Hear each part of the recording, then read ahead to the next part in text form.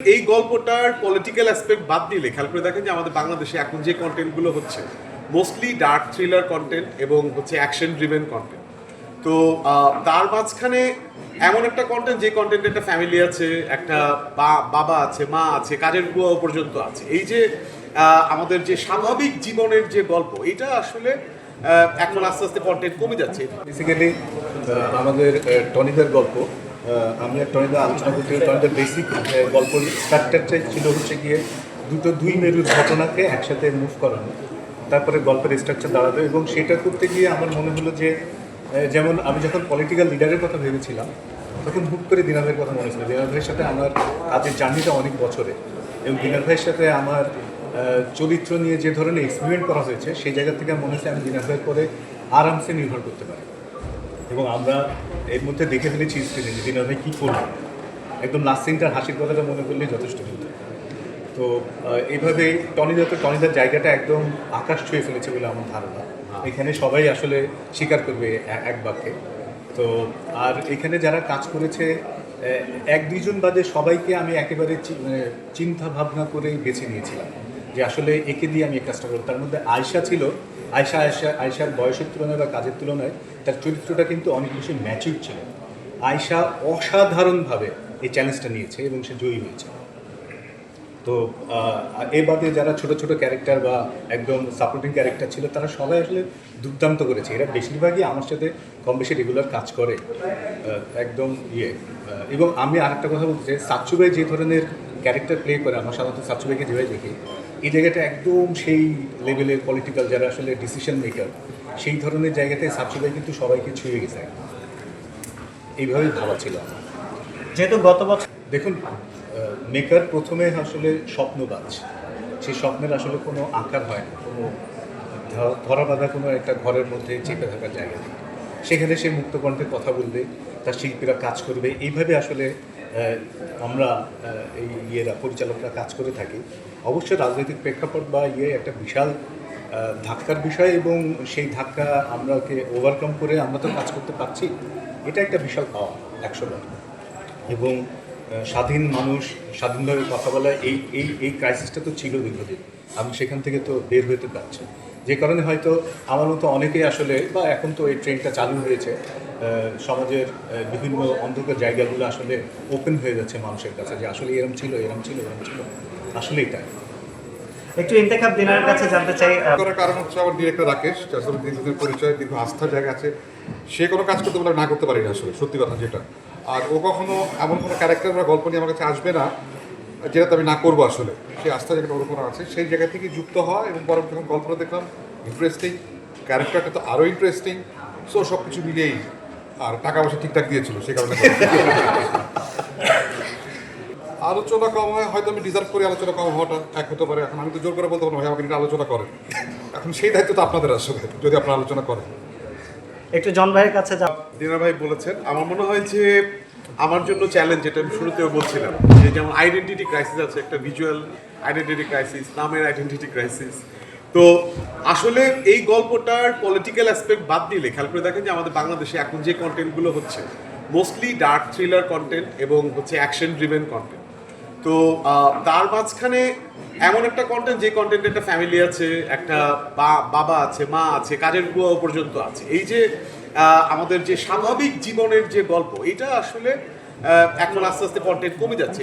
তো এই কন্টেন্টের একটা বড় স্ট্রেংথ পার্ট।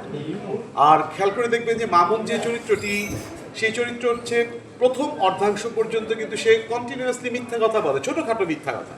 কিন্তু এই আমাদের ব্যক্তি জীবনে, প্রত্যেক পুরুষের জীবনে এই যে ব্যালেন্স করে চলতে হয় লাইফে, এবং সেটা বলতে গিয়ে করতে গিয়ে ছোটোখাটো মিথ্যা কথা বলতে হয় কন্টিনিউয়াসলি। সেই মিথ্যাগুলো যখন সামনে আস্তে আস্তে সত্য হয়ে আসে, সেই মানুষ যখন আবার স্ট্রেট ফরওয়ার্ড সত্যি কথা বলতে শুরু করে, মনের ভেতরের স্ট্রেট ফরওয়ার্ড সত্যি কথা, তখন সেগুলো কিন্তু আবার কেউ নিতে পারে না। কাজেই আমরা এমন একটা পরিবেশে বাস করি, এমন একটা ব্যবস্থায় বাস করি, টাইমে বাস করি, যেখানে মিথ্যা অনেক বেশি ইন্টারেস্টিং দেন ট্রুথ, এবং মিথ্যা অনেক বেশি অ্যাকসেপ্টেবল দেন ট্রুথ বা সত্য থেকে। তো মামুন কিন্তু খুব সিম্পল চরিত্র, কিন্তু আপনারা যদি একটু দেখেন তাহলে দেখবেন এটা আমাদের প্রত্যেকের লাইফের কোনো না কোনো ন্যারেটিভকে ধারণ করে। তো এই গল্পটার স্ট্রেংথ হচ্ছে যে ওটিটি প্ল্যাটফর্মে এখন অনেক ডাইভার্সিফাইড গল্প হচ্ছে, তার মাঝখানে এটা একটা ভিন্ন কালার দেবে। একটা ফ্যামিলি নিয়ে সবাই মিলে একটু দেখে মজা করতে করতে এই কন্টেন্টটা দেখে যাবে এবং এর ভিতরে আমার মেসেজও আছে। আর অসাধারণ অভিনয় করেছেন সকলে মিলে, এই কারণে আমি মনে করি যে এটা একটা ডিফারেন্ট কন্টেন্ট, ননসেন্স। একটু আয়েশা খানের থেকেও জান শেয়ার করুন আমার সাথে। অনেস্টলি অন লাগছে না, কারো যদি কোনো প্রশ্ন থাকে করতে পারে, ঠিক আছে? তাহলে আমরা কোনো ওইভাবেই যাই, এই কারণে আসে এবং এখানে পারফর্মরা আছেন, ব্যাক স্টেজ যারা কাজ করেছেন তারা আছেন এবং আমার মনে হয় যে পরিচালক সমিতি যদি কিছু বলেন, অভিনয় ভাই কিছু বলুন, আমি বললাম যদি আরও কোনো প্রশ্ন থাকে, যেহেতু আপনার কন্টেন্টটা দেখলেন, কোনো প্রশ্ন থাকলে এখন সেই উত্তরগুলো দেওয়া হবে। ত্রুটিগুলো কি বলবো আমরা? হ্যাঁ ত্রুটিগুলো কি বলবো? হ্যাঁ সব।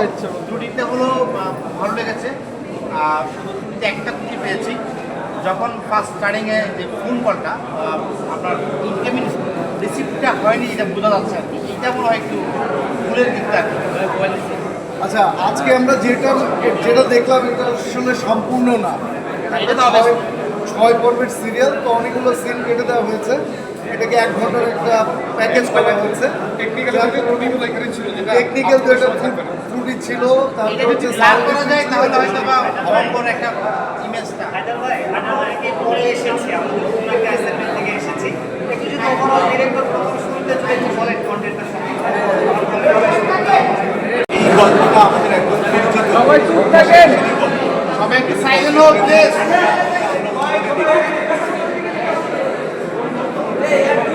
আমি এই জন্য বলছিলাম ভিতরে এখন। আমার মনে হয় করলে এটা ভিতরে করি। এটা হবে ভিতরে তো নাই। হ্যাঁ, আমরা একটু শিফট করি। ধৈর্য ধরে আমরা শেষ পর্যন্ত এই পর্যায়ে এসেছি। গল্পের কথাটা শুনতে চাচ্ছিলেন যারা দেখেননি, সবার উদ্দেশ্যে গল্পের দুটি কথা একটু বলি। সেটা হচ্ছে যারা দেখেছেন তারা বুঝতে পারছেন যে আমাদের সমাজে ঘটে যাওয়া বিভিন্ন অসঙ্গতির কথা তুলে ধরার, ছোট্ট করে তুলে ধরার চেষ্টা করা হয়েছে। এখানে একটা ক্যারেক্টার একদমই মধ্যবিত্ত, কিন্তু সবাইকে ম্যানেজ করে চলতে হয়। তার কাজ, তার বাসা, তার পরিবার, তার বন্ধু, সব কিছু মিলে তার এক ধরনের টানাপোড়েন থাকে কিভাবে নিজেকে এগিয়ে নিয়ে যাওয়া যায়। আর অন্যদিকে একটা একেবারে রাজনৈতিক পরিবার, যাদের মধ্যে, যে পরিবারের মধ্যে অনেকগুলো অন্ধকার জায়গা রয়েছে, সেগুলো ছোট ছোট করে আমরা দেখানোর চেষ্টা করেছি। আসলে মানুষের যদি ন্যূনতম কমন সেন্স ফিরে আসে, সেটাই আমাদের সার্থকতা। বেসিক্যালি এটাই আমাদের গল্পের মূল জায়গা আছে। কারো কোনো প্রশ্ন থাকলে করতে পারেন। আপনারা বলুন, আমি বলছি।